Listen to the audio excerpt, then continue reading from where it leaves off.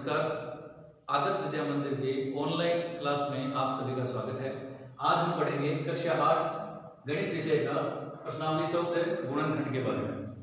देखिए, जैसे कि आप देख रहे हैं 14.1 गुणनखंड। पहला क्वेश्चन है, दिए हुए पदों में सार्वत्रिक गुणनखंड ज्ञात कीजिए। एक उदाहरण है 12x, 36, यानी कि इन दो संख्याओं में 12x में और 36 में गुणनखंड ज्ञात करने हैं। गुणनखंड के बारे में आपको पहले पता होगा, और यदि जिनको नहीं पता है तो वो देखें। गुणनखंड का अर्थ क्या होता है? गुणनखंड का अर्थ होता है गुणा के रूप में टुकड़े करना।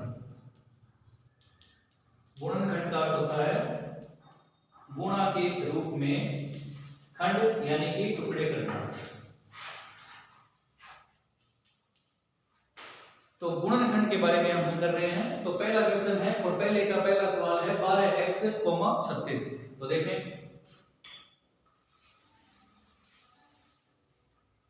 गुणनखंड के रूप का मतलब होता है गुणा में टुकड़े करें। तो जैसे 12x है उसे हम लिख सकते हैं 2 गुणा 2 गुणा 3 इंटू x।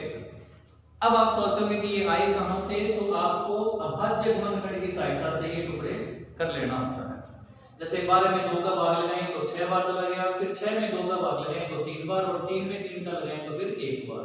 तो ये जो गुणनखंड है ये टुकड़े 2 इंटू 2 इंटू 3, ये यहां हमने इसके बराबर में लिख दिया है। इसी तरह से 36 के गुणनखंड भी आप ज्ञात कर सकते हैं।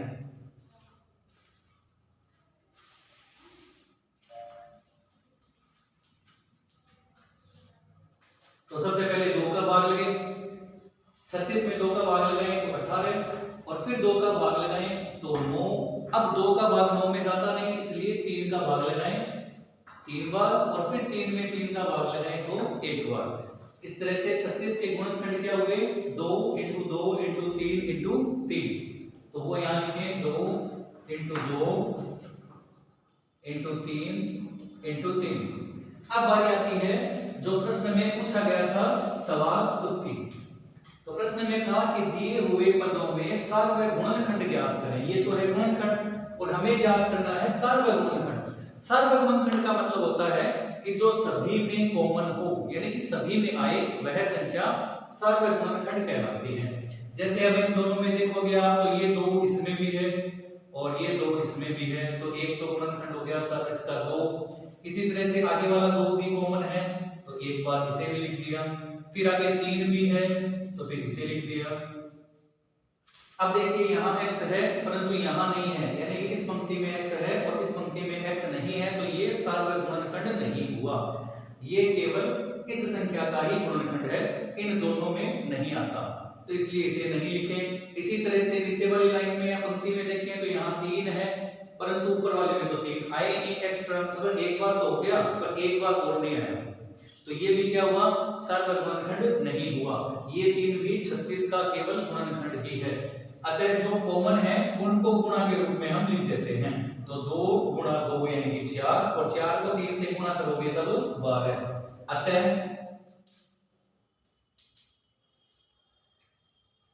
सार्वत्रिक गुणनखंड कितना होगा? 12। ये हो जाएगा आपका सार्वत्रिक गुणनखंड का आंसर। इस सवाल को समझने के लिए फिर से इसे देखें, एक बार पॉज करके उतार लें, नहीं समझे तो कमेंट में दोबारा पूछ सकते हैं, ठीक है? नोट करें। एक अन्य उदाहरण की सहायता से और देखते हैं इसी सवाल का दिए हुए पदों में सार्वत्रिक गुणनखंड ज्ञात कीजिए, जैसा कि पहले क्वेश्चन का किया हुआ था। उसके बाद में है क्वेश्चन नंबर 3, जैसे कि आप देख रहे हैं 14pq, 28p square q square में क्या ज्ञात करना है हमें? सार्वत्रिक गुणनखंड। सार्वत्रिक गुणनखंड का मतलब जो सभी में कॉमन हो, यानी कि सभी में आए उभयनिष्ठ हो, उसे हम कहते हैं सार्वत्रिक गुणनखंड। पहले वाले सवाल की तरह ही 14pq के गुणनखंड हम लिखें। यदि अभी तक गुणनखंड लिखना नहीं आया हो तो अभाज्य गुणनखंड की तरफ से अलग से निकाल लें। ये रफ वर्क है।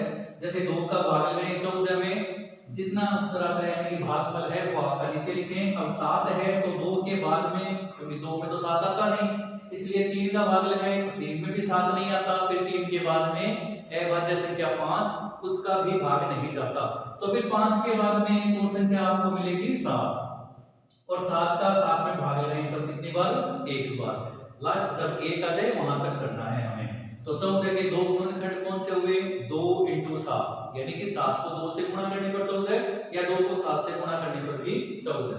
तो 2 × 7। और p और q जितनी घात है इनकी, उनको आप वैसा का वैसा ही लिख सकते हैं। जैसे कि एक बार p और एक बार q है तो एक बार p और एक बार q, ठीक है। इसी तरह से 28p² और q² का गुणनखंड ज्ञात करें। तो 28 का गुणनखंड ज्ञात करोगे, 2 का भाग लगाएं, क्योंकि विषम संख्या पर कोई संख्या खत्म होती है तो उसमें तो 2 का भाग नहीं जाता, पर सम संख्या पर यदि कोई संख्या खत्म होती है इसका मतलब 2 का भाग जाता है।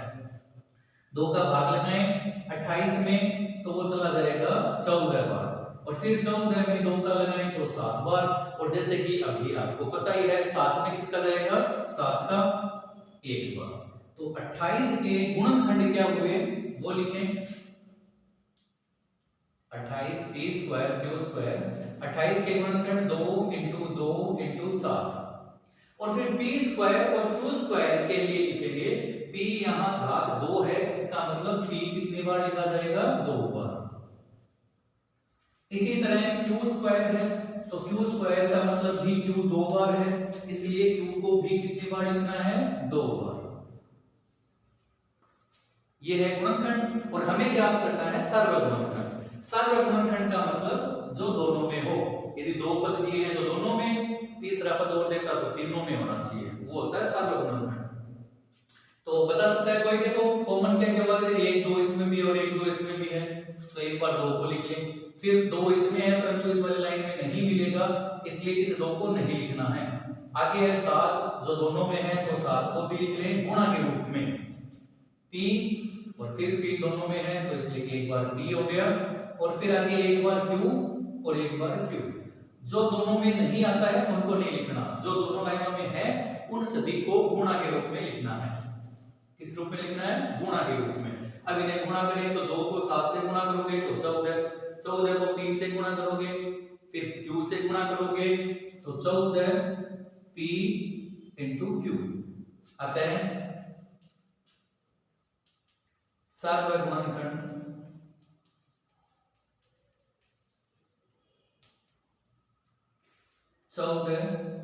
PQ है।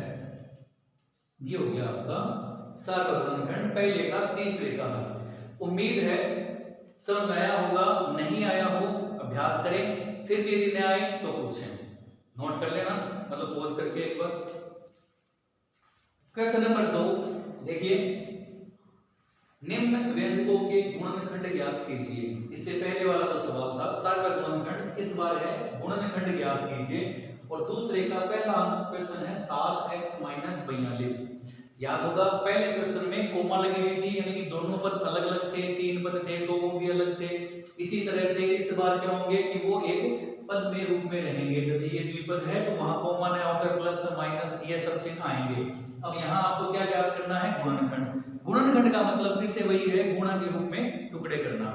अब 7x - 42 इन दोनों में से आपको एक ऐसी संख्या छांटनी है या एक ऐसी संख्या ढूंढनी है आपको जो इन दोनों के पहाड़े में आने वाली है।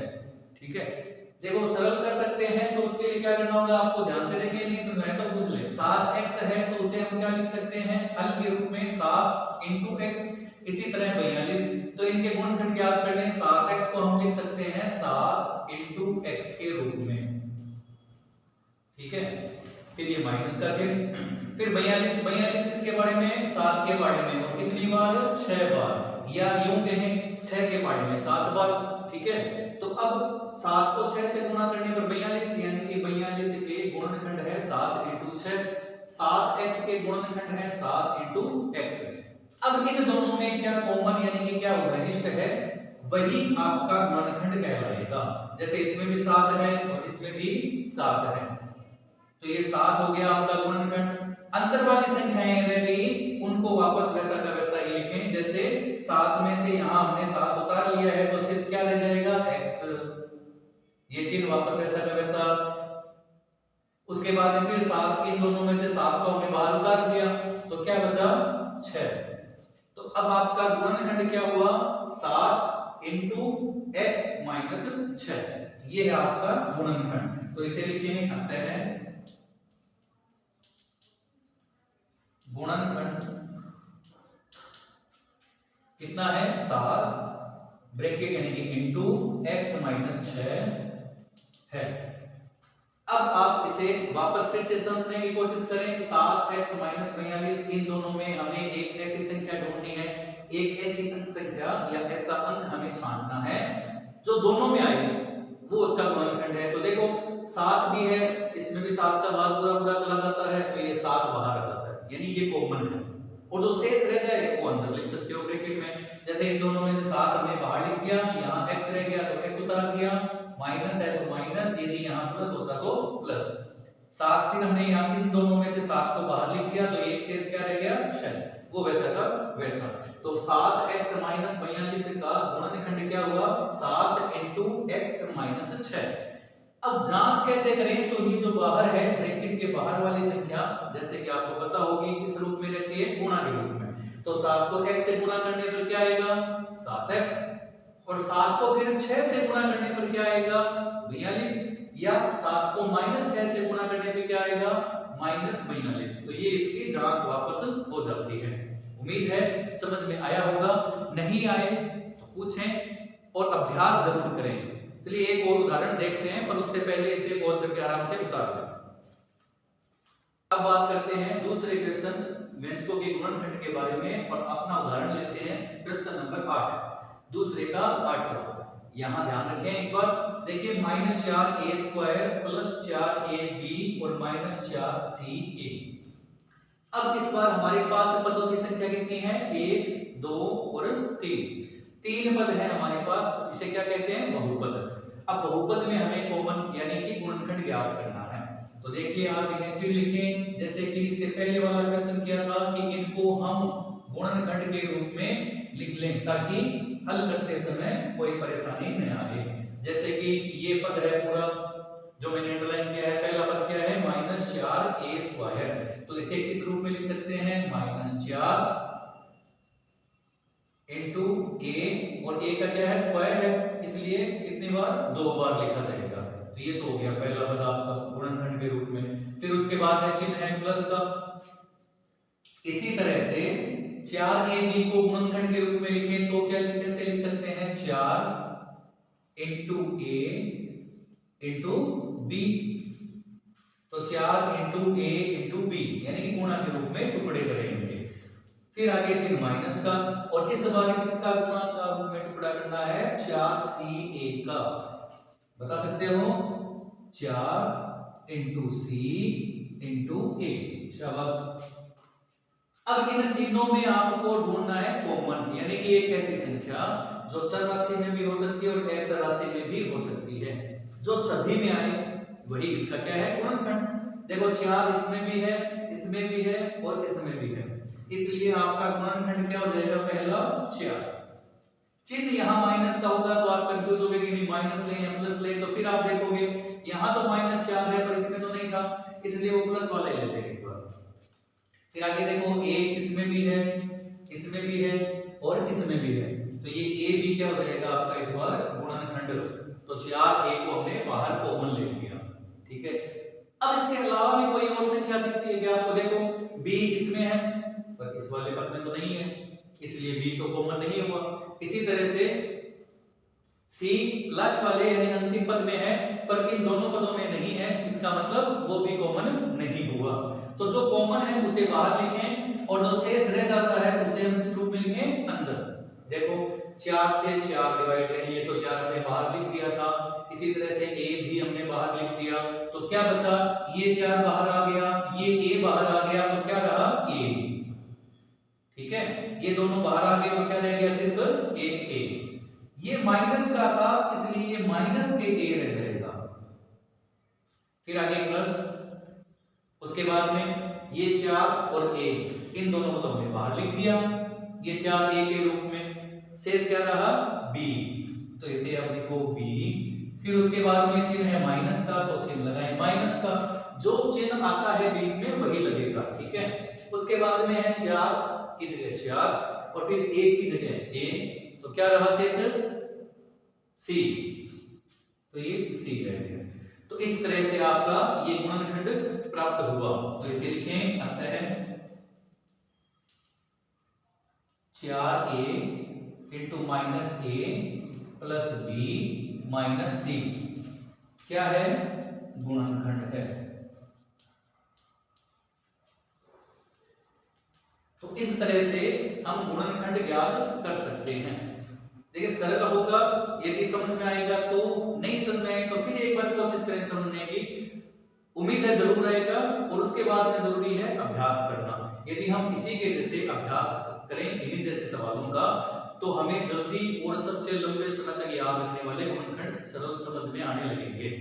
तो देखिए नोट कर लेना पॉज करके, वाला जो क्लास जो था अपना वो समझ में आया होगा। हम बात कर रहे थे प्रश्नावली 14.1 गुणनखंड की। इसके दो क्वेश्चन हमने हल किए हैं, पहला और दूसरा। दो उदाहरण मैंने यहाँ आपको बताए, बाकी जो बचे हुए क्वेश्चन हैं वो आप खुद हल करने की कोशिश करें। नहीं समझ में आता है तो पूछ लें, ठीक है। मिलते हैं आगे नेक्स्ट वीडियो में, तब तक के लिए धन्यवाद।